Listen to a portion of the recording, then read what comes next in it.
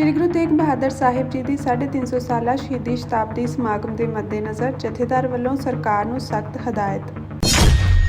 California ਵਿੱਚ ਵਸਦੇ ਸਿੱਖਾਂ ਦੀ ਸੁਰੱਖਿਆ ਲਈ ਲਿਆਂਦਾ ਜਾ ਰਿਹਾ bill SB 509 governor Gavin Newsom ਵੱਲੋਂ ਰੱਦ।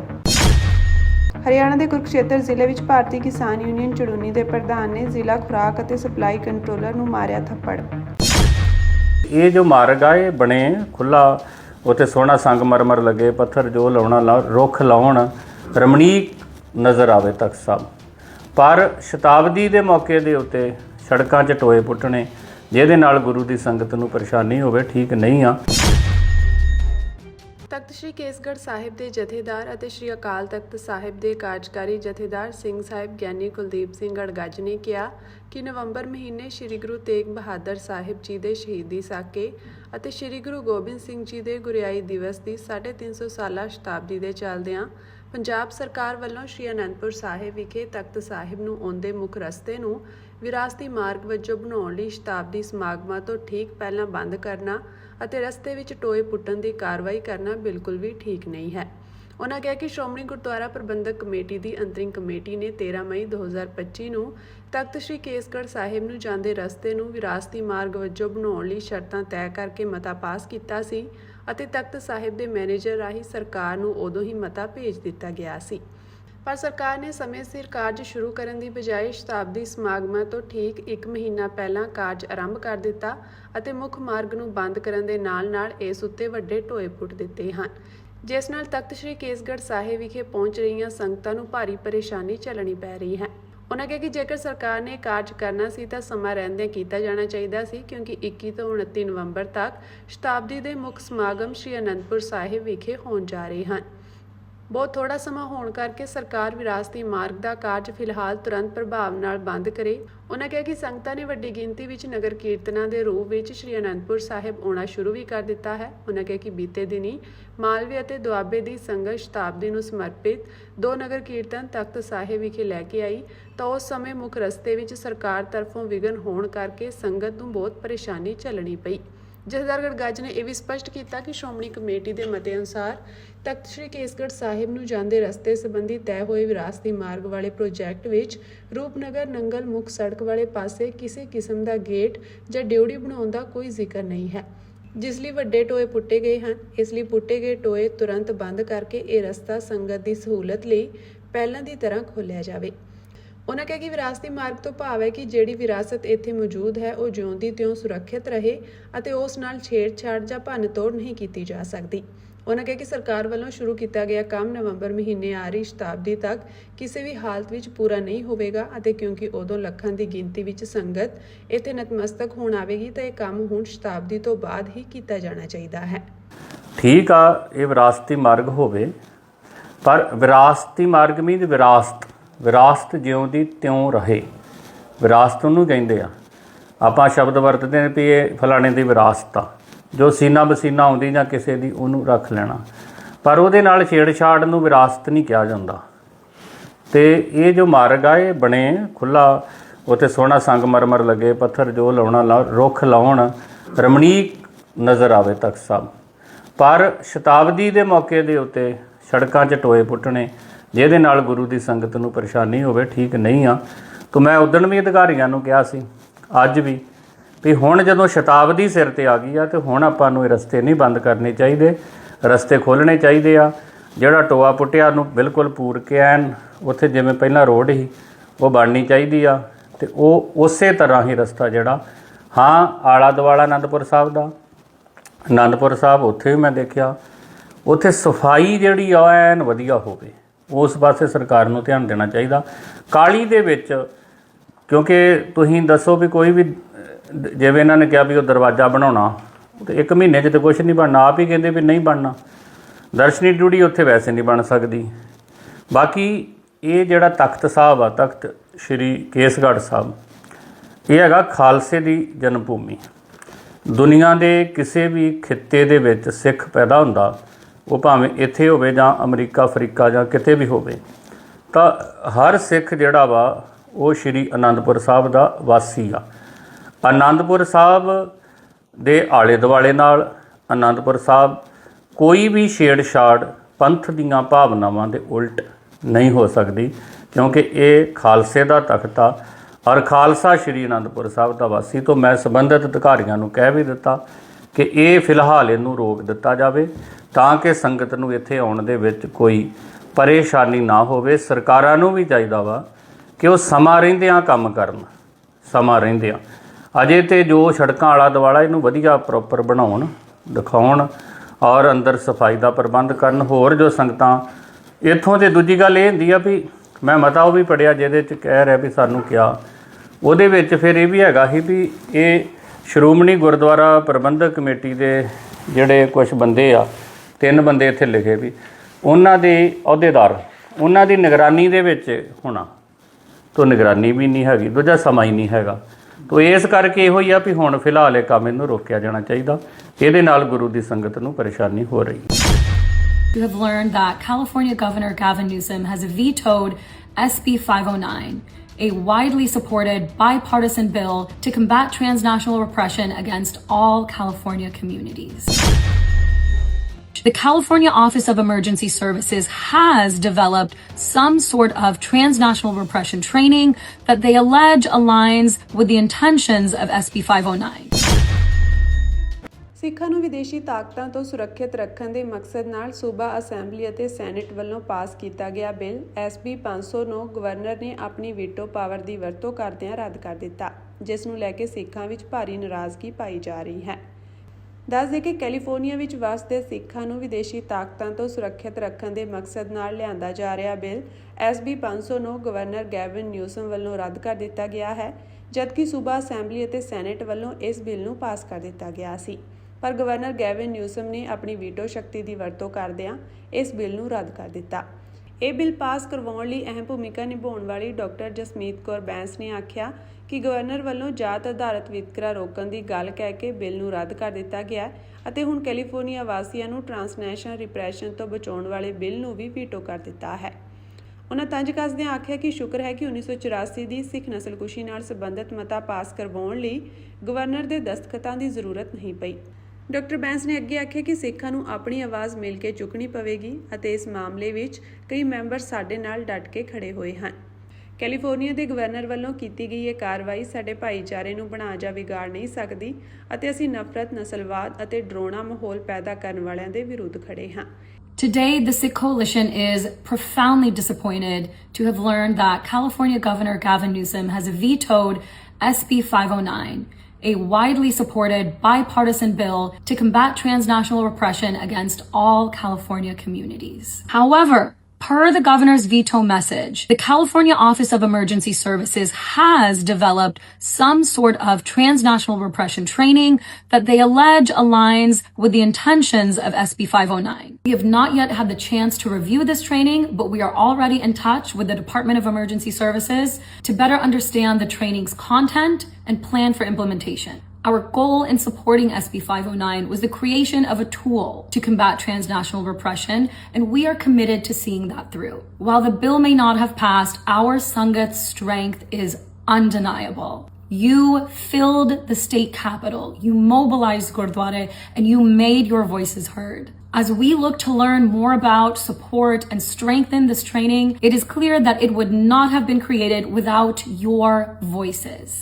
For these reasons, we remain deeply grateful to our bill's legislative sponsors, Senator Ana Caballero, Assemblymember Dr. Jasmeet Kaur Bains, Assemblymember Esmeralda Soria, and the wide range of groups who supported this bill through the process, from law enforcement to interfaith and intercultural organizations. And finally, the loud minority of voices who fear-mongered and lied about SB 509 should be ashamed at their conduct and their messaging, especially in the last several days. Many such voices have justified transnational repression, have claimed it doesn't exist, or otherwise belittled the violence that our community has experienced, all while Sikhs continue to face disinformation and coordinated targeting by the government of India.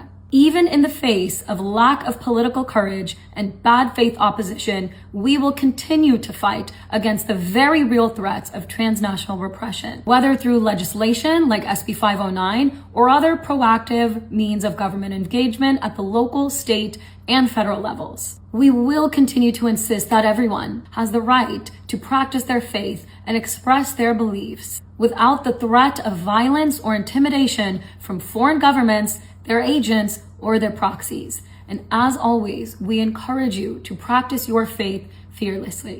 ਇਸੇ ਦੌਰਾਨ ਸਿੱਖ collision ਦੇ federal policy manager Harjot Singh ਨੇ ਦੱਸਿਆ ਕਿ governor Gavin Newsom ਵੱਲੋਂ ਭਾਵੇਂ bill 500 ਨੂੰ ਰੱਦ ਕਰ ਦਿੱਤਾ ਗਿਆ ਹੈ, ਪਰ ਆਪਣੇ ਵੀਟੋ ਮੈਸੇਜ ਵਿੱਚ ਉਹਨਾਂ ਕਿਹਾ ਕਿ California office of emergency services ਵੱਲੋਂ ਵਿਦੇਸ਼ੀ ਤਾਕਤਾਂ ਦੇ ਜ਼ਬਰ ਨੂੰ ਠੱਲ ਪਾਉਣ ਲਈ ਟ੍ਰੇਨਿੰਗ ਦਾ ਪ੍ਰਬੰਧ ਕੀਤਾ ਗਿਆ ਹੈ। ਸਿੱਖ ਕੋਲੀਜਨ ਵੱਲੋਂ ਇਸ ਟ੍ਰੇਨਿੰਗ ਪ੍ਰੋਗਰਾਮ ਦੀ ਮੌਜੂਦਗੀ ਬਾਰੇ ਜਲਦ ਤਸਦੀਕ ਕੀਤੀ ਜਾਵੇਗੀ। ਸਿੱਖ ਕੋਲੀਸ਼ਨ ਨੂੰ ਅੱਜ ਇਹ ਖਬਰ ਮਿਲੀ ਹੈ ਕਿ ਗਵਰਨਰ ਨਿਊਸਮ ਨੇ SB 509 ਨੂੰ ਵੀਟੋ ਕਰ ਦਿੱਤਾ ਹੈ।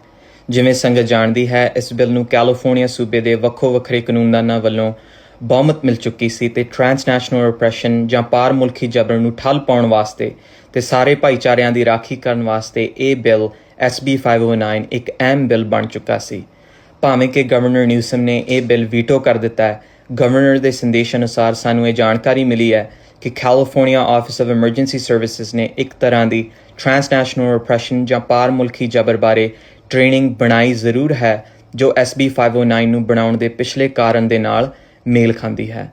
ਅਸੀਂ ਅਜੇ ਤੱਕ ਇਸ ਟ੍ਰੇਨਿੰਗ ਦੀ ਰਿਵਿਊ ਨਹੀਂ ਕੀਤੀ, ਪਰ ਅਸੀਂ ਇਸ ਦੇ ਕੰਟੈਂਟ ਅਤੇ ਇੰਪਲੀਮੈਂਟੇਸ਼ਨ ਨੂੰ ਬਿਹਤਰ ਢੰਗ ਦੇ ਨਾਲ ਸਮਝਣ ਦੇ ਲਈ ਕੈਲ OES ਦੇ ਨਾਲ ਸੰਪਰਕ ਦੇ ਵਿੱਚ ਹਾਂ। SB 509 ਦਾ ਸਮਰਥਨ ਕਰਨ ਦਾ ਸਾਡਾ ਟੀਚਾ ਟ੍ਰਾਂਸਨੈਸ਼ਨਲ ਰਿਪਰੈਸ਼ਨ ਦਾ ਮੁਕਾਬਲਾ ਕਰਨ ਲਈ ਇੱਕ ਟੂਲ ਦੀ ਸਿਰਜਣਾ ਸੀ ਅਤੇ ਅਸੀਂ ਇਸ ਟੀਚੇ ਨੂੰ ਪੂਰਾ ਕਰਨ ਲਈ ਹਾਲੇ ਵੀ ਵਚਨਬੱਧ ਹਾਂ। ਸੰਗਤ ਦੇ ਆਸ਼ੇ ਅਨੁਸਾਰ ਭਾਵੇਂ ਬਿੱਲ ਪਾਸ ਨਹੀਂ ਹੋਇਆ, ਪਰ ਸਾਡੀ ਸੰਗਤ ਦੀ ਤਾਕਤ ਬਾਰੇ ਗਵਾਹੀ ਜ਼ਰੂਰ ਭਰੀ ਗਈ ਹੈ। ਸ਼ਾਇਦ ਪਹਿਲੀ ਵਾਰ ਸੰਗਠਿਤ ਤੌਰ 'ਤੇ ਕੈਲੀਫੋਰਨੀਆ ਦੀ ਸਿੱਖ ਸੰਗਤ ਨੇ ਲਗਾਤਾਰ ਕੈਪੀਟਲ ਵਿੱਚ ਜਾ ਕੇ ਐਡਵੋਕੇਸੀ ਕੀਤੀ, ਗੁਰਦੁਆਰਾ ਸਾਹਿਬਾਨਾਂ ਨੇ ਸੰਗਤ ਨੂੰ ਲਾਮਬੰਦ ਕੀਤਾ ਅਤੇ ਆਪਣੀ ਆਵਾਜ਼ ਨੂੰ ਆਪਾਂ ਸਾਰਿਆਂ ਨੇ ਕੈਲੀਫੋਰਨੀਆ ਦੀ ਰਾਜਧਾਨੀ ਤੱਕ ਪਹੁੰਚਾਇਆ। ਜਿਵੇਂ ਹੀ ਅਸੀਂ ਇਸ ਨਵੀਂ ਟ੍ਰੇਨਿੰਗ ਬਾਰੇ ਹੋਰ ਜਾਣਨ ਤੇ ਮਜ਼ਬੂਤ ਕਰਨ ਦੇ ਵਿੱਚ ਯਤਨਸ਼ੀਲ ਹਾਂ, ਇਸ ਦੇ ਨਾਲ ਇਹ ਗੱਲ ਸਪਸ਼ਟ ਹੈ ਕਿ ਸੰਗਤ ਦੇ ਸਹਿਯੋਗ ਤੋਂ ਬਿਨਾਂ ਇੱਥੋਂ ਤੱਕ ਵੀ ਪਹੁੰਚਣਾ ਮੁਸ਼ਕਿਲ ਸੀ। ਇਨ੍ਹਾਂ ਕਾਰਨਾਂ ਕਰਕੇ ਅਸੀਂ ਬਿੱਲ ਦੇ ਸਪਾਂਸਰਾਂ senator Caballero, assembly member doctor Bains, assembly member Soria ਅਤੇ ਇਸ ਦੇ ਨਾਲ ਹੀ ਸਾਡਾ ਸਮਰਥਨ ਦੇਣ ਵਾਲੇ ਸਮੂਹ ਐਡਵੋਕੇਸੀ ਗਰੁੱਪਸ ਦੇ ਤਹਿ ਦਿਲੋਂ ਧੰਨਵਾਦੀ ਹਾਂ। ਅੰਤ ਵਿੱਚ SB 509 ਅਤੇ ਇਸ ਦੇ ਸਮਰਥਕਾਂ ਦੇ ਡਾਈਵਰਸ ਗੱਠਜੋੜ ਬਾਰੇ ਡਰ ਅਤੇ ਝੂਠ ਫੈਲਾਉਣ ਵਾਲੀਆਂ ਉੱਚੀਆਂ ਪਰ ਘੱਟ ਗਿਣਤੀ ਆਵਾਜ਼ਾਂ ਨੂੰ ਆਪਣੇ ਸੰਦੇਸ਼ਾਂ 'ਤੇ ਅੱਜ ਸ਼ਰਮਸਾਰ ਜ਼ਰੂਰ ਹੋਣਾ ਚਾਹੀਦਾ ਹੈ। ਅਜਿਹੀਆਂ ਬਹੁਤ ਸਾਰੀਆਂ ਆਵਾਜ਼ਾਂ ਟ੍ਰਾਂਸਨੈਸ਼ਨਲ ਰਿਪਰੈਸ਼ਨ ਦੇ ਬਿਲਕੁਲ ਹੱਕ ਦੇ ਵਿੱਚ ਖੜੀਆਂ, ਵਿਦੇਸ਼ੀ ਸਰਕਾਰਾਂ ਦੀ ਗੈਰ ਕਾਨੂੰਨੀ ਦਖਲਅੰਦਾਜ਼ੀ ਨੂੰ ਜਾਇਜ਼ ਠਹਿਰਾਇਆ ਤੇ ਸਾਡੇ ਭਾਈਚਾਰੇ ਨੂੰ ਦਰਪੇਸ਼ ਖਤਰਿਆਂ ਨੂੰ ਛੁਟਿਆ ਕੇ ਪੇਸ਼ ਕਰਨ ਦਾ ਕੋਝਾ ਯਤਨ ਕੀਤਾ ਹੈ। ਇਸ ਦੇ ਨਾਲ-ਨਾਲ ਸਿੱਖਾਂ ਨੂੰ ਭਾਰਤ ਸਰਕਾਰ ਵੱਲੋਂ ਲਗਾਤਾਰ ਗਲਤ ਜਾਣਕਾਰੀ ਅਤੇ ਯੋਜਨਾਬੰਦ ਡਿਸਇਨਫੋਰਮੇਸ਼ਨ ਦਾ ਸਾਹਮਣਾ ਵੀ ਕਰਨਾ ਪੈ ਰਿਹਾ ਹੈ। ਰਾਜਨੀਤਿਕ ਹਿੰਮਤ ਦੀ ਘਾਟ ਅਤੇ ਝੂਠੀਆਂ ਦਲੀਲਾਂ ਦਾ ਡਟ ਕੇ ਸਾਹਮਣਾ ਕਰਦੇ ਹੋਏ ਅਸੀਂ ਟ੍ਰਾਂਸਨੈਸ਼ਨਲ ਰਿਪਰੈਸ਼ਨ ਦੇ ਖਤਰੇ ਵਿਰੋਧ ਲੜਨਾ ਬੰਦ ਨਹੀਂ ਕਰਾਂਗੇ, ਭਾਵੇਂ ਇਹ SB 509 ਵਰਗੇ ਕਾਨੂੰਨ ਦੁਆਰਾ ਹੋਵੇ ਜਾਂ ਲੋਕਲ, ਸਟੇਟ ਤੇ ਫੈਡਰਲ ਲੈਵਲ 'ਤੇ ਹੋਵੇ। ਅਸੀਂ ਇਸ ਗੱਲ 'ਤੇ ਜ਼ੋਰ ਦਿੰਦੇ ਰਹਾਂਗੇ ਕਿ ਹਰ ਇਨਸਾਨ ਨੂੰ ਆਪ ਦੇ ਧਰਮ ਨੂੰ ਬੇਖੌਫ ਹੋ ਕੇ ਪ੍ਰੈਕਟਿਸ ਕਰਨ ਦਾ, ਆਪ ਦੇ ਵਿਚਾਰ ਖੁੱਲ੍ਹੇ ਤਰੀਕੇ ਦੇ ਨਾਲ ਰੱਖਣ ਦਾ ਤੇ ਵਿਦੇਸ਼ੀ ਸਰਕਾਰਾਂ, ਉਹਨਾਂ ਦੇ ਏਜੰਟਸ ਅਤੇ ਉਹਨਾਂ ਦੇ ਪ੍ਰੌਕਸੀ ਗਰੁੱਪਸ ਤੋਂ ਵਾਇਲੈਂਸ ਤੇ ਇੰਟੀਮੀਡੇਸ਼ਨ ਤੋਂ ਬਿਨਾਂ ਜੀਣ ਦਾ ਪੂਰਾ ਅਧਿਕਾਰ ਹੈ। ਉਧਰ ਦੂਜੇ ਪਾਸੇ collision of Hindus of north America ਵੱਲੋਂ SB 500 ਨੂੰ ਰੱਦ ਕੀਤੇ ਜਾਣ ਦਾ ਸਵਾਗਤ ਕੀਤਾ ਹੈ। ਜਥੇਬੰਦੀ ਨੇ ਦਲੀਲ ਦਿੱਤੀ ਹੈ ਕਿ ਕੈਲੀਫੋਰਨੀਆ ਵਿੱਚ ਕਿਸੇ ਹਿੰਦੂ ਮੰਦਰ ਨੂੰ ਨੁਕਸਾਨ ਪਹੁੰਚਾਉਣ ਦਾ ਵਿਰੋਧ ਕਰਨ ਵਾਲਿਆਂ ਨੂੰ ਬਿੱਲ ਤਹਿਤ ਭਾਰਤ ਸਰਕਾਰ ਦੇ ਲੁਕਵੇਂ ਏਜੰਟ ਮੰਨਿਆ ਜਾ ਸਕਦਾ ਹੈ। ਦੱਸਦੇ ਕਿ ਕੈਲੀਫੋਰਨੀਆ ਅਸੈਂਬਲੀ ਦੀ ਪਹਿਲੀ ਸਿੱਖ ਮੈਂਬਰ ਡਾਕਟਰ ਜਸਮੀਤ ਕੌਰ ਬੈਂਸ ਨੇ ਬਿੱਲ ਪਾਸ ਹੋਣ ਮਗਰੋਂ ਆਖਿਆ ਸੀ ਕਿ ਬਿਲਕੁਲ ਅਜਿਹਾ ਹੀ ਬਿੱਲ ਅਮਰੀਕਾ ਦੀ ਸੰਸਦ ਵਿੱਚ ਪਾਸ ਹੋਣਾ ਚਾਹੀਦਾ ਹੈ ਤਾਂ ਕਿ ਲੋਕਾਂ ਦੇ ਬੋਲਣ ਦੀ ਆਜ਼ਾਦੀ ਨੂੰ ਵਿਦੇਸ਼ੀ ਤਾਕਤਾਂ ਵੱਲੋਂ ਦਬਾਇਆ ਨਾ ਜਾ ਸਕੇ। ਇਸ ਤੋਂ ਇਲਾਵਾ Sikh American Legal Defense and Education Fund ਵਰਗੀਆਂ ਕਈ ਜਥੇਬੰਦੀਆਂ ਨੇ ਵੀ ਇਸ ਬਿੱਲ ਦੀ ਜ਼ੋਰਦਾਰ ਹਿਮਾਇਤ ਕੀਤੀ, ਪਰ ਇਸ ਸਭ ਦੇ ਬਾਵਜੂਦ ਹੁਣ ਇਹ ਬਿੱਲ ਰੱਦ ਹੋ ਚੁੱਕਿਆ ਹੈ।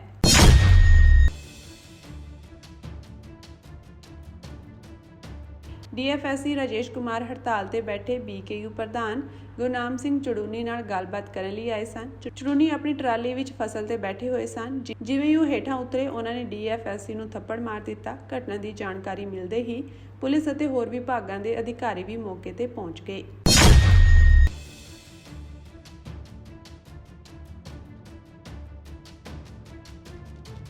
ਹਰਿਆਣਾ ਵਿੱਚ 2 ਪੁਲਿਸ ਮੁਲਾਜ਼ਮਾਂ ਵੱਲੋਂ ਖੁਦਕੁਸ਼ੀਆਂ ਦੇ ਰਹੱਸਮਈ ਮਾਮਲੇ ਨੇ ਇੱਕ ਪਰੇਸ਼ਾਨ ਕਰਨ ਵਾਲਾ ਮੋੜ ਲੈ ਲਿਆ ਹੈ, ਜਿਸ ਵਿੱਚ ਭ੍ਰਿਸ਼ਟਾਚਾਰ, ਜਾਤੀ ਆਧਾਰਿਤ ਵਿਤਕਰੇ ਅਤੇ ਇੱਕ ਬਦਨਾਮ ਗੈਂਗਸਟਰ ਨਾਲ ਸਬੰਧਾਂ ਦੇ ਨਵੇਂ ਦੋਸ਼ ਲੱਗੇ ਹਨ।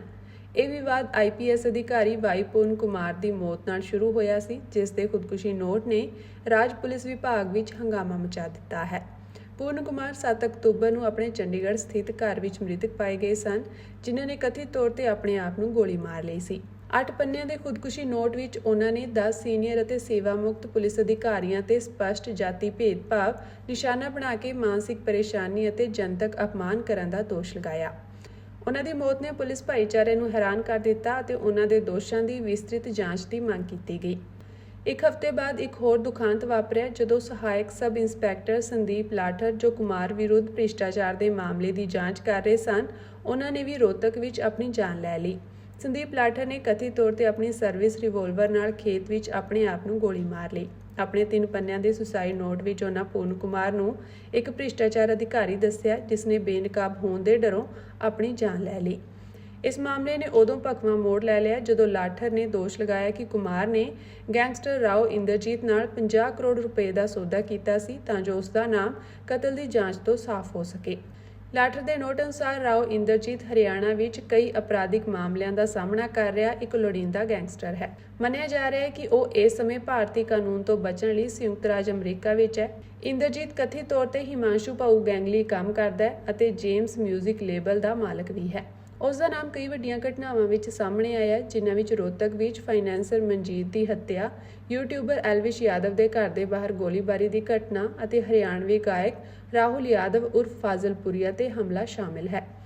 ਜੁੜਵਾ ਮੌਤਾਂ ਅਤੇ 2 ਖੁਦਕੁਸ਼ੀ ਨੋਟਾਂ ਵਿੱਚ ਲਗਾਏ ਗਏ ਗੰਭੀਰ ਦੋਸ਼ਾਂ ਨੇ ਵਿਆਪਕ ਚਿੰਤਾ ਪੈਦਾ ਕਰ ਦਿੱਤੀ ਹੈ। ਪੁਲਿਸ ਅਧਿਕਾਰੀਆਂ ਨੇ ਅੰਦਰੂਨੀ ਜਾਂਚ ਸ਼ੁਰੂ ਕਰ ਦਿੱਤੀ ਹੈ, ਪਰ ਇਸ ਮਾਮਲੇ ਨੇ ਹਰਿਆਣਾ ਪੁਲਿਸ ਫੋਰਸ ਦੇ ਅੰਦਰ ਭ੍ਰਿਸ਼ਟਾਚਾਰ, ਵਿਤਕਰੇ ਅਤੇ ਅਪਰਾਧਿਕ ਗੱਠਜੋੜ ਦੇ ਡੂੰਘੇ ਮੁੱਦਿਆਂ ਨੂੰ ਉਜਾਗਰ ਵੀ ਕਰ ਦਿੱਤਾ ਹੈ। ਸੰਯੁਕਤ ਕਿਸਾਨ ਮੋਰਚਾ ਗੈਰ ਰਾਜਨੀਤਿਕ ਦੇ ਸੱਦੇ ਤੇ ਅੱਜ ਭਾਰਤੀ ਕਿਸਾਨ ਯੂਨੀਅਨ ਸਿੱਧੂਪੁਰ ਏਕਤਾ ਵੱਲੋਂ ਕਿਸਾਨੀ ਮੰਗਾਂ ਨੂੰ ਲੈ ਕੇ ਜ਼ਿਲ੍ਹਾ ਪ੍ਰਬੰਧਕੀ ਕੰਪਲੈਕਸ ਫਤਿਹਗੜ੍ਹ ਸਾਹਿਬ ਅੱਗੇ ਰੋਸ ਧਰਨਾ ਦੇ ਕੇ ਪੰਜਾਬ ਤੇ ਕੇਂਦਰ ਸਰਕਾਰ ਦੇ ਨਾਂ SDM ਫਤਿਹਗੜ੍ਹ ਸਾਹਿਬ ਨੂੰ ਮੰਗ ਪੱਤਰ ਸੌਂਪਿਆ ਗਿਆ। ਇਸ ਮੌਕੇ ਤੇ ਬੋਲਦਿਆਂ ਕਿਸਾਨ ਆਗੂਆਂ ਨੇ ਕਿਹਾ ਕਿ ਹੜ੍ਹਾਂ ਦੇ ਨਾਲ ਹੋਏ ਕਿਸਾਨਾਂ ਦੇ ਵੱਡੇ ਨੁਕਸਾਨ ਦੀ ਪੂਰਤੀ, ਕਿਸਾਨਾਂ ਦੀ ਪੁੱਤਾਂ ਵਾਂਗੂ ਪਾਲੀ ਝੋਨੇ ਦੀ ਫਸਲ ਤੇ ਬੋਨੇ ਵਾਇਰਸ ਦੀ ਮਾਰ ਪੈਣ ਕਾਰਨ ਨੁਕਸਾਨੀ ਗਈ ਫਸਲ ਦੀਆਂ ਗੁਦਾਵਰੀਆਂ ਕਰਵਾ ਕੇ ਮੁਆਵਜ਼ਾ ਦੇਣ, ਸੜਕਾਂ ਤੇ ਘੁੰਮ ਰਹੇ ਅਵਾਰਾ ਪਸ਼ੂਆਂ ਕਾਰਨ ਜਾ ਰਹੀਆਂ ਅਜਾਈ ਜਾਨਾਂ ਤੇ ਪਰਾਲੀ ਨੂੰ ਅੱਗ ਲਾਉਣਾ ਕਿਸਾਨਾਂ ਦੀ ਮਜਬੂਰੀ ਆਦਿ ਮੁੱਦਿਆਂ ਤੇ ਜਿੱਥੇ ਸਰਕਾਰਾਂ ਖਿਲਾਫ ਰੋਸ ਪ੍ਰਦਰਸ਼ਨ ਕੀਤੇ ਗਏ, ਉੱਥੇ ਇਹਨਾਂ ਮੰਗਾਂ ਨੂੰ ਹੱਲ ਕਰਵਾਉਣ ਲਈ ਸਰਕਾਰ ਦੇ ਨਾਮ ਮੰਗ ਪੱਤਰ ਵੀ ਸੌਂਪਿਆ ਗਿਆ। ਕਿਸਾਨ ਆਗੂਆਂ ਨੇ ਕਿਹਾ ਕਿ ਸਰਕਾਰ ਵੱਲੋਂ ਕਿਸਾਨਾਂ ਨੂੰ ਆਪਣੇ ਖੇਤਾਂ ਵਿੱਚ ਪਰਾਲੀ ਨੂੰ ਅੱਗ ਲਾਉਣ ਤੇ ਰੋਕ ਲਗਾਈ ਗਈ ਹੈ, ਪਰ ਪਰਾਲੀ ਨੂੰ ਅੱਗ ਲਾਉਣ ਤੋਂ ਬਿਨਾਂ ਕੋਈ ਵੀ ਹੱਲ ਨਹੀਂ ਹੈ, ਕਿਉਂਕਿ ਇਹ ਕਿਸਾਨਾਂ ਦੀ ਮਜਬੂਰੀ ਬਣ ਕੇ ਰਹਿ ਗਈ ਹੈ ਤੇ ਪਰਾਲੀ ਨੂੰ ਅੱਗ ਲਾ ਕੇ ਹੀ ਕਿਸਾਨਾਂ ਦਾ ਮਸਲਾ ਹੱਲ ਹੁੰਦਾ ਹੈ। ਕਿਸਾਨਾਂ ਨੇ ਸਰਕਾਰ ਨੂੰ ਚੇਤਾਵਨੀ ਦਿੰਦਿਆਂ ਦੱਸਿਆ ਕਿ ਕਿਸਾਨਾਂ ਵੱਲੋਂ ਆਪਣੇ ਖੇਤਾਂ ਵਿੱਚ ਪਰਾਲੀ ਨੂੰ ਅੱਗ ਲਗਾਈ ਜਾਵੇਗੀ, ਚਾਹੇ ਜਿੰਨੇ ਮਰਜ਼ੀ ਕਿਸਾਨਾਂ ਤੇ ਪਰਚੇ ਦਰਜ ਕਰ ਲਏ ਜਾਣ।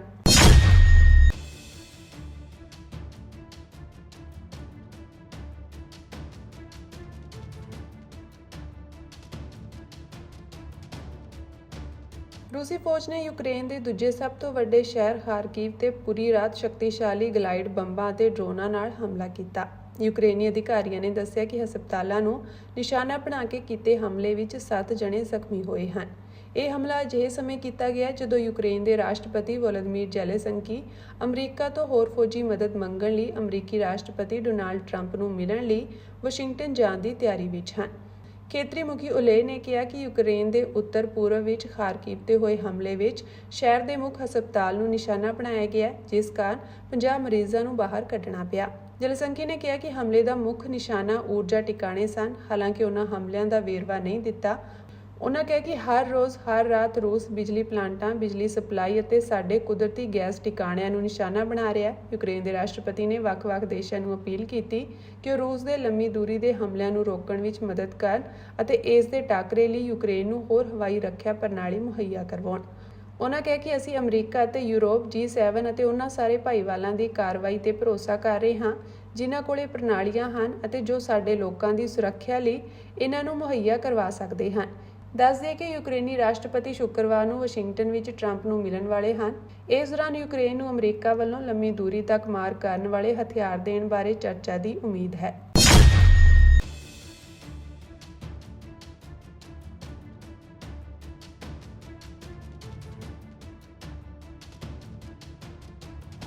ਰਾਸ਼ਟਰਪਤੀ ਡੋਨਾਲਡ ਟਰੰਪ ਨੇ ਬੀਤੇ ਦਿਨ ਗਾਜ਼ਾ ਦੇ ਭਵਿੱਖ ਬਾਰੇ ਆਲਮੀ ਸਿਖਰ ਸੰਮੇਲਨ ਦੌਰਾਨ ਮੱਧ ਪੂਰਬ ਵਿੱਚ ਸਦਭਾਵਨਾ ਦੇ ਨਵੇਂ ਦੌਰ ਦਾ ਸੱਦਾ ਦਿੱਤਾ। ਉਨ੍ਹਾਂ ਹਮਾਸ ਨਾਲ ਅਮਰੀਕਾ ਦੀ ਸਾਲਸੀ ਵਿੱਚ ਹੋਈ ਜੰਗਬੰਦੀ ਦਾ ਜਸ਼ਨ ਮਨਾਉਣ ਲਈ ਇਜ਼ਰਾਈਲ ਦਾ ਦੌਰਾ ਕੀਤਾ ਅਤੇ ਖਿੱਤੇ ਵਿੱਚ ਵੱਡੇ ਪੱਧਰ ਤੇ ਸ਼ਾਂਤੀ ਨੂੰ ਹੁਲਾਰਾ ਦੇਣ ਦੀ ਕੋਸ਼ਿਸ਼ ਕੀਤੀ। ਟਰੰਪ ਨੇ ਕਿਹਾ ਕਿ ਸਾਡੇ ਕੋਲ ਪੁਰਾਣੇ ਝਗੜੇ ਤੇ ਨਫ਼ਰਤਾਂ ਨੂੰ ਪਿੱਛੇ ਛੱਡਣ ਦਾ ਮੌਕਾ ਹੈ। ਉਨ੍ਹਾਂ ਆਗੂਆਂ ਨੂੰ ਸੱਦਾ ਦਿੱਤਾ। ਉਨ੍ਹਾਂ ਐਲਾਨ ਕੀਤਾ ਕਿ ਸਾਡਾ ਭਵਿੱਖ ਪਿਛਲੀਆਂ ਪੀੜ੍ਹੀਆਂ ਦੇ ਝਗੜਿਆਂ ਦੀ ਤਰ੍ਹਾਂ ਨਹੀਂ ਹੋਵੇਗਾ। ਟਰੰਪ ਦੀ ਇਹ ਯਾਤਰਾ ਇਜ਼ਰਾਈਲ ਤੇ ਹਮਾਸ ਵਿਚਾਲੇ 2 ਸਾਲ ਤੋਂ ਚੱਲ ਰਹੀ ਜੰਗ ਦੇ ਅੰਤ ਦੀ ਉਮੀਦ ਦਰਮਿਆਨ ਹੋ ਰਹੀ ਹੈ। ਟਰੰਪ ਨੇ ਮਿਸਰ ਸਿਖਰ ਸੰਮੇਲਨ ਤੋਂ ਇਲਾਵਾ ਯਰੂਸ਼ਲਮ ਦੇ ਨੈਸਟ ਵਿੱਚ ਵੀ ਸੰਬੋਧਨ ਕੀਤਾ।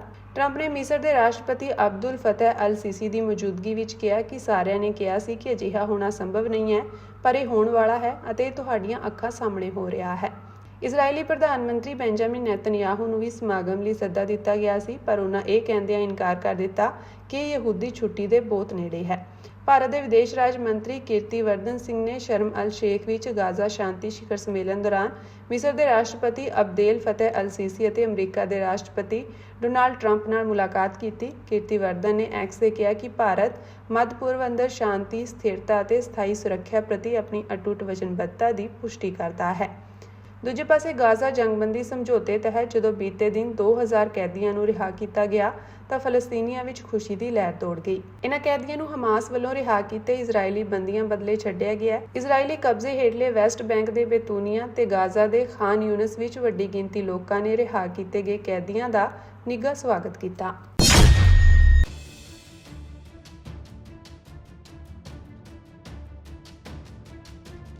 ਅਫਗਾਨਿਸਤਾਨ ਵਿੱਚ ਤਾਜ਼ਾ ਲੜਾਈ ਦੌਰਾਨ ਬੁੱਧਵਾਰ ਨੂੰ ਅਫਗਾਨ ਅਤੇ ਪਾਕਿਸਤਾਨੀ ਫੌਜਾਂ ਵਿਚਕਾਰ ਮੁੜ ਝੜਪ ਹੋਣ ਕਾਰਨ 12 ਤੋਂ ਵੱਧ ਨਾਗਰਿਕ ਮਾਰੇ ਗਏ। ਤਾਲਿਬਾਨ ਨੇ ਜਾਣਕਾਰੀ ਸਾਂਝੀ ਕੀਤੀ। ਇਸ ਲੜਾਈ ਨਾਲ ਪਿਛਲੇ ਹਫ਼ਤੇ ਦੇ ਅੰਤ ਵਿੱਚ ਦੋਵਾਂ ਦੇਸ਼ਾਂ ਵਿਚਾਲੇ ਹੋਏ ਝਗੜਿਆਂ ਤੋਂ ਬਾਅਦ ਬਣੀ ਨਾਜ਼ੁਕ ਸ਼ਾਂਤੀ ਭੰਗ ਹੋ ਗਈ। ਕਦੇ ਸਹਿਯੋਗੀ ਰਹੇ ਦੱਖਣੀ ਏਸ਼ੀਆਈ ਦੇਸ਼ਾਂ ਵਿਚਕਾਰ ਹਾਲ ਹੀ ਵਿੱਚ ਹੋਏ ਇਸ ਤਣਾਅ ਦੀ ਸ਼ੁਰੂਆਤ ਉਦੋਂ ਹੋਈ ਜਦੋਂ ਇਸਲਾਮਾਬਾਦ ਨੇ ਅਫਗਾਨ ਤਾਲਿਬਾਨ ਪ੍ਰਸ਼ਾਸਨ ਤੋਂ ਪਾਕਿਸਤਾਨ ਵਿੱਚ ਹਮਲੇ ਵਧਾਉਣ ਵਾਲੇ ਅਤਵਾਦੀਆਂ ਖਿਲਾਫ ਕਾਰਵਾਈ ਕਰਨ ਦੀ ਮੰਗ ਕੀਤੀ। ਅਫਗਾਨ ਤਾਲਿਬਾਨ ਦੇ ਬੁਲਾਰੇ ਜ਼ਬੀਹੁੱਲਾ ਮੁਜਾਹਿਦ ਨੇ ਐਕਸ ਤੇ ਕਿਹਾ ਕਿ ਅੱਜ ਸਵੇਰੇ ਪਾਕਿਸਤਾਨੀ ਫੌਜਾਂ ਨੇ ਹਮਲੇ ਕੀਤੇ, 12 ਤੋਂ ਵੱਧ ਨਾਗਰਿਕ ਸ਼ਹੀਦ ਹੋ ਗਏ ਅਤੇ 100 ਤੋਂ ਵੱਧ ਜ਼ਖਮੀ ਹੋ ਗਏ।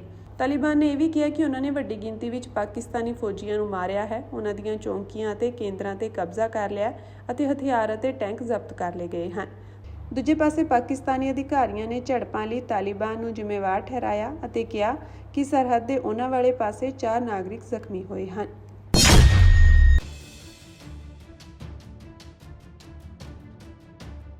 ਪੰਜਾਬ ਅਤੇ ਹਰਿਆਣਾ ਹਾਈ ਕੋਰਟ ਨੇ ਕਾਂਗਰਸੀ ਵਿਧਾਇਕ ਸੁਖਪਾਲ ਸਿੰਘ ਖਹਿਰਾ ਵੱਲੋਂ ਦਾਇਰ ਪਟੀਸ਼ਨ ਨੂੰ ਖਾਰਜ ਕਰ ਦਿੱਤਾ ਹੈ, ਜਿਸ ਵਿੱਚ ਉਹਨਾਂ ਵਿਰੁੱਧ ਗੈਰ ਕਾਨੂੰਨੀ ਜਾਇਦਾਦ ਦੇ ਮਾਮਲੇ ਵਿੱਚ ਵਿਜੀਲੈਂਸ ਜਾਂਚ ਨੂੰ ਰੱਦ ਕਰਨ ਦੀ ਮੰਗ ਕੀਤੀ ਗਈ ਸੀ। ਜਸਟਿਸ ਤ੍ਰਿਪਵਨ ਦਈਆ ਦੀ ਸਿੰਗਲ ਬੈਂਚ ਨੇ ਮਾਮਲੇ ਵਿੱਚ ਕੋਈ ਮੈਰਿਟ ਨਹੀਂ ਪਾਈ ਅਤੇ ਕਿਹਾ ਕਿ ਜਾਂਚ ਕਾਨੂੰਨ ਅਨੁਸਾਰ ਜਾਰੀ ਰਹੇਗੀ। ਖਹਿਰਾ ਨੇ ਆਪਣੀ ਪਟੀਸ਼ਨ ਵਿੱਚ ਆਰੋਪ ਲਗਾਇਆ ਹੈ ਕਿ ਉਹਨਾਂ ਵਿਰੁੱਧ ਕਾਰਵਾਈ ਰਾਜਨੀਤਿਕ ਬਦਲਾਖੋਰੀ ਦਾ ਨਤੀਜਾ ਹੈ ਅਤੇ ਮੌਜੂਦਾ ਸੂਬਾ ਸਰਕਾਰ ਵੱਲੋਂ ਉਹਨਾਂ ਨੂੰ ਨਿਸ਼ਾਨਾ ਬਣਾਇਆ ਜਾ ਰਿਹਾ ਹੈ। ਉਹਨਾਂ ਕਿਹਾ ਕਿ ਸੱਤਾ ਬਦਲਣ ਤੋਂ ਬਾਅਦ ਉਹਨਾਂ ਵਿਰੁੱਧ ਕਈ FIR ਦਰਜ ਕੀਤੀਆਂ ਗਈਆਂ ਹਨ ਅਤੇ ਪੁਰਾਣੇ ਮਾਮਲਿਆਂ ਨੂੰ ਵੀ ਦੁਬਾਰਾ ਖੋਲ੍ਹਣ ਦੀ ਕੋਸ਼ਿਸ਼ ਕੀਤੀ ਗਈ ਹੈ, ਜਿਨ੍ਹਾਂ ਵਿੱਚ ਉਹਨਾਂ ਨੂੰ ਸੁਪਰੀਮ ਕੋਰਟ ਤੋਂ ਰਾਹਤ ਮਿਲੀ ਸੀ। ਪਟੀਸ਼ਨ ਵਿੱਚ ਕਿਹਾ ਗਿਆ ਕਿ ਵਿਰੋਧੀ ਧਿਰ ਦੀ ਆਵਾਜ਼ ਨੂੰ ਦਬਾਉਣ ਲਈ ਸਰਕਾਰੀ ਜਾਂਚ ਏਜੰਸੀਆਂ ਨੂੰ ਹਥਿਆਰਾਂ ਵਜੋਂ ਵਰਤਿਆ ਜਾ ਰਿਹਾ ਹੈ। ਇਹ ਜਾਂਚ ਜੋ ਕਿ 20 ਮਹੀਨਿਆਂ ਤੋਂ ਚੱਲ ਰਹੀ ਹੈ, ਸੰਵਿਧਾਨਕ ਅਤੇ ਕਾਨੂੰਨੀ ਸੁਰੱਖਿਆ ਦੀ ਉਲੰਘਣਾ ਕਰਦੀ ਹੈ ਅਤੇ ਇਸ ਦਾ ਉਦੇਸ਼ ਮੈਨੂੰ ਚੁੱਪ ਕਰਾਉਣ ਤੋਂ ਇਲਾਵਾ ਕੁਝ ਵੀ ਨਹੀਂ ਹੈ। ਦੂਜੇ ਪਾਸੇ ਪੰਜਾਬ ਸਰਕਾਰ ਨੇ ਦਲੀਲ ਦਿੱਤੀ ਕਿ ਖਹਿਰਾ ਜਿਨ੍ਹਾਂ ਦਸਤਾਵੇਜ਼ਾਂ ਤੇ ਭਰੋਸਾ ਕਰ ਰਹੇ ਹਨ ਉਹ ਗੈਰ ਕਾਨੂੰਨੀ ਤੌਰ ਤੇ ਪ੍ਰਾਪਤ ਕੀਤੇ ਗਏ ਹਨ ਅਤੇ ਉਹਨਾਂ ਨੂੰ ਅਜੇ ਤੱਕ ਕਿਸੇ ਵੀ ਮਾਮਲੇ ਵਿੱਚ ਦੋਸ਼ੀ ਨਹੀਂ ਬਣਾਇਆ ਗਿਆ ਹੈ। ਹਾਈ ਕੋਰਟ ਨੇ ਕਿਹਾ ਕਿ ਇਸ ਵੇਲੇ ਜਾਂਚ ਨੂੰ ਰੋਕਣ ਦਾ ਕੋਈ ਜਾਇਜ਼ ਕਾਰਨ ਨਹੀਂ ਹੈ ਅਤੇ ਇਹ ਆਪਣੇ ਕਾਨੂੰਨੀ ਦਾਇਰੇ ਵਿੱਚ ਜਾਰੀ ਰਹਿ ਸਕਦੀ ਹੈ।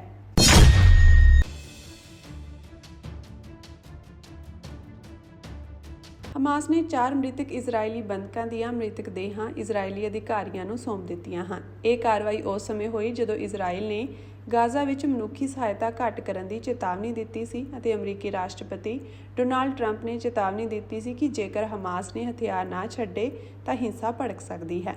ਕੌਮਾਂਤਰੀ ਰੈੱਡ ਕਰਾਸ ਨੇ ਪੁਸ਼ਟੀ ਕੀਤੀ ਕਿ ਮੰਗਲਵਾਰ ਨੂੰ ਸੌਂਪੀਆਂ ਗਈਆਂ 4 ਮ੍ਰਿਤਕ ਦੇਹਾਂ ਨੂੰ ਇਜ਼ਰਾਈਲੀ ਅਧਿਕਾਰੀਆਂ ਨੇ ਪ੍ਰਾਪਤ ਕਰ ਲਿਆ। ਇਸ ਤੋਂ ਪਹਿਲਾਂ ਬੀਤੇ ਸੋਮਵਾਰ ਨੂੰ ਵੀ ਹਮਾਸ ਵੱਲੋਂ 4 ਮ੍ਰਿਤਕ ਦੇਹਾਂ ਵਾਪਸ ਕੀਤੀਆਂ ਗਈਆਂ ਸਨ, ਜਦਕਿ ਕਈ ਬੰਦਕ ਅਜੇ ਵੀ ਲਾਪਤਾ ਹਨ। ਇਜ਼ਰਾਈਲ ਨੇ ਹਮਾਸ ਦੇ ਜੰਗਬੰਦੀ ਦੀ ਉਲੰਘਣਾ ਦਾ ਆਰੋਪ ਲਗਾਉਂਦੇ ਹੋਏ ਮਿਸਰ ਦੇ ਨਾਲ ਦੱਖਣੀ ਸਰਹੱਦ ਤੇ ਮਨੁੱਖੀ ਸਹਾਇਤਾ ਮਾਰਗ ਨੂੰ ਖੋਲ੍ਹਣ ਦੀ ਯੋਜਨਾ ਫਿਲਹਾਲ ਮੁਲਤਵੀ ਕਰ ਦਿੱਤੀ ਹੈ। ਇਜ਼ਰਾਈਲੀ ਅਧਿਕਾਰੀਆਂ ਨੇ ਕਿਹਾ ਕਿ ਹਮਾਸ ਦੇ ਰੁਕ ਕਾਰਨ ਗਾਜ਼ਾ ਵਿੱਚ ਰਾਹਤ ਕਾਰਜਾਂ ਵਿੱਚ ਰੁਕਾਵਟ ਆ ਰਹੀ ਹੈ। ਜ਼ਿਕਰਯੋਗ ਹੈ ਕਿ ਗਾਜ਼ਾ ਖੇਤਰ ਹੁਣ ਵੀ ਗੰਭੀਰ ਭੁੱਖਮਰੀ, ਤਬਾਹ ਢਾਂਚੇ ਅਤੇ ਸੀਮਿਤ ਮਨੁੱਖੀ ਪਹੁੰਚ ਨਾਲ ਜੂਝ ਰਿਹਾ ਹੈ। ਪਿਛਲੇ ਹਫ਼ਤੇ ਇਜ਼ਰਾਈਲੀ ਫੌਜਾਂ ਦੀ ਅੰਸ਼ਕ ਵਾਪਸੀ ਤੋਂ ਬਾਅਦ ਹਮਾਸ ਨੇ ਸ਼ਹਿਰਾਂ ਤੇ ਫਿਰ ਤੋਂ ਕੰਟਰੋਲ ਸਥਾਪਿਤ ਕਰ ਲਿਆ। ਸੰਗਠਨ ਨੇ ਸਹਾਇਤਾ ਮਾਰਗਾਂ ਤੇ ਆਪਣੇ ਲੜਾਕਿਆਂ ਨੂੰ ਤੈਨਾਤ ਕਰ ਦਿੱਤਾ ਹੈ, ਸਹਿਯੋਗੀਆਂ ਅਤੇ ਅਪਰਾਧੀਆਂ ਨੂੰ ਨਿਸ਼ਾਨਾ ਬਣਾਇਆ ਤੇ ਮਨੁੱਖਤਾ ਲਈ ਲੋੜੀਂਦੇ ਢਾਂਚੇ ਦੀ ਮੁਰੰਮਤ ਸ਼ੁਰੂ ਕਰ ਦਿੱਤੀ ਹੈ। ਤਖਤ ਸ੍ਰੀ ਕੇਸਗੜ੍ਹ ਸਾਹਿਬ ਸ੍ਰੀ ਅਨੰਦਪੁਰ ਸਾਹਿਬ ਤੋਂ ਗੁਰਬਾਣੀ ਦੇ ਪਵਿੱਤਰ ਸੁਨੇਹੇ ਨੂੰ ਘਰ-ਘਰ ਤੱਕ ਪਹੁੰਚਾਉਣ ਦੇ ਉਦੇਸ਼ ਨਾਲ ਰੋਜ਼ਾਨਾ ਗੁਰਬਾਣੀ ਕੀਰਤਨ ਦੇ ਪ੍ਰਸਾਰਣ ਲਈ ਇੱਕ ਨਵਾਂ YouTube ਚੈਨਲ ਸ਼ੁਰੂ ਕੀਤਾ ਗਿਆ ਹੈ। ਇਸ ਚੈਨਲ ਰਾਹੀਂ ਸੰਗਤ ਹਰ ਰੋਜ਼ ਸਵੇਰੇ 5 ਵਜੇ ਤੋਂ ਰਾਤ 9 ਵਜੇ ਤੱਕ ਤਖਤ ਸਾਹਿਬ ਦੇ ਪਵਿੱਤਰ ਦਰਸ਼ਨ ਦੀਦਾਰ ਅਤੇ ਗੁਰਬਾਣੀ ਕੀਰਤਨ ਦਾ ਆਨੰਦ ਲੈ ਸਕੇਗੀ। ਇਹ ਉਪਰਾਲਾ ਸ਼੍ਰੋਮਣੀ ਗੁਰਦੁਆਰਾ ਪ੍ਰਬੰਧਕ ਕਮੇਟੀ ਵੱਲੋਂ ਸੰਗਤ ਦੀ ਆਤਮਿਕ ਲੋੜਾਂ ਨੂੰ ਧਿਆਨ ਵਿੱਚ ਰੱਖਦਿਆਂ ਸ਼ੁਰੂ ਕੀਤਾ ਗਿਆ ਹੈ ਤਾਂ ਜੋ ਵਿਸ਼ਵ ਭਰ ਦੀ ਸਿੱਖ ਸੰਗਤ ਤਖਤ ਸ੍ਰੀ ਕੇਸਗੜ੍ਹ ਸਾਹਿਬ ਨਾਲ ਸਿੱਧੇ ਤੌਰ ਤੇ ਜੁੜ ਸਕੇ। ਇਸ YouTube ਚੈਨਲ ਦਾ ਉਦਘਾਟਨ ਸ਼੍ਰੋਮਣੀ ਗੁਰਦੁਆਰਾ ਪ੍ਰਬੰਧਕ ਕਮੇਟੀ ਦੇ ਪ੍ਰਧਾਨ ਐਡਵੋਕੇਟ ਸਰਦਾਰ ਹਰਜਿੰਦਰ ਸਿੰਘ ਧਾਮੀ ਅਤੇ ਸ੍ਰੀ ਅਕਾਲ ਤਖਤ ਸਾਹਿਬ ਦੇ ਕਾਰਜਕਾਰੀ ਜਥੇਦਾਰ ਤੇ ਤਖਤ ਸ੍ਰੀ ਕੇਸਗੜ੍ਹ ਸਾਹਿਬ ਦੇ ਜਥੇਦਾਰ ਗਿਆਨੀ ਕੁਲਦੀਪ ਸਿੰਘ ਗੜਗੱਜ ਵੱਲੋਂ ਕੀਤਾ ਗਿਆ। ਇਹ ਉਪਰਾਲਾ ਸਾਹਿਬ ਸ੍ਰੀ ਗੁਰੂ ਤੇਗ ਬਹਾਦਰ ਸਾਹਿਬ ਜੀ ਅਤੇ ਉਹਨਾਂ ਦੇ 3 ਸਿੱਖਾਂ ਭਾਈ ਮਤੀ ਦਾਸ, ਭਾਈ ਸਤੀ ਦਾਸ, ਭਾਈ ਦਿਆਲਾ ਜੀ ਦੀ 350 ਸਾਲਾ ਸ਼ਹੀਦੀ ਸ਼ਤਾਬਦੀ ਨੂੰ ਸਮਰਪਿਤ ਕੀਤਾ ਗਿਆ ਹੈ, ਜਿਸ ਦਾ ਮਕਸਦ ਸਿੱਖ ਇਤਿਹਾਸ ਤੇ ਗੁਰਬਾਣੀ ਪ੍ਰਤੀ ਭਾਵਨਾ ਨੂੰ ਹੋਰ ਮਜ਼ਬੂਤ ਕਰਨਾ ਹੈ। ਇਸ ਮੌਕੇ ਦੋਵਾਂ ਸ਼ਖਸੀਅਤਾਂ ਨੇ ਸੰਗਤ ਨੂੰ ਵਧਾਈ ਦਿੰਦਿਆਂ ਕਿਹਾ ਕਿ ਤਕਨੀਕ ਦੇ ਇਸ ਯੁੱਗ ਵਿੱਚ ਇਹ ਚੈਨਲ ਗੁਰਬਾਣੀ ਨਾਲ ਸਿੱਖ ਜੁੜਾਅ ਦਾ ਨਵਾਂ ਸਾਧਨ ਬਣੇਗਾ। ਇਸ ਦੇ ਜ਼ਰੀਏ ਉਹ ਸੰਗਤ ਜੋ ਵਿਦੇਸ਼ਾਂ ਜਾਂ ਦੂਰ-ਦਰਾਜ਼ ਖੇਤਰਾਂ ਵਿੱਚ ਰਹਿੰਦੀ ਹੈ, ਉਹ ਵੀ ਤਖਤ ਸਾਹਿਬ ਦੇ ਰੋਜ਼ਾਨਾ ਪ੍ਰੋਗਰਾਮਾਂ ਨਾਲ ਜੁੜ ਸਕੇਗੀ। ਇਹ ਉਪਰਾਲਾ ਸਿੱਖ ਧਰਮ ਦੇ ਪ੍ਰਚਾਰ ਅਤੇ ਪਵਿੱਤਰ ਗੁਰਬਾਣੀ ਦੇ ਸੁਨੇਹੇ ਨੂੰ ਵਿਸ਼ਵ ਪੱਧਰ ਤੇ ਫੈਲਾਉਣ ਵੱਲ ਇੱਕ ਮਹੱਤਵਪੂਰਨ ਕਦਮ ਹੈ।